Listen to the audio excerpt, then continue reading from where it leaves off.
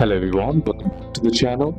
Hope you are doing well and fine, and in today's video I'll be showing you how to combine posts in eBay. So without wasting any time, let's just jump right on the video and make sure to watch this video till the end and follow the steps as well. In order to combine posts in eBay, first what you need to understand is combining posts help buyers who purchase multiple items from you pay one shipping fee instead of separate fees. Now to do, simply head over and open up your eBay application or open up ebay.com on your computer and be signed in with your seller account. Now, next step is to wait for multiple purchases from the same buyer.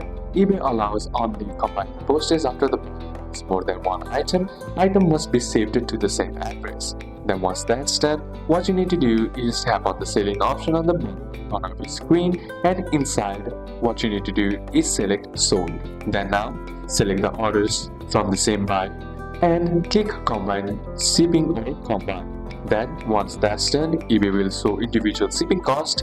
You can enter a new combined shipping cost and make sure it reflects only one shipment. Then next is to click send invoice to the buyer, and the buyer receives a single invoice with combined package.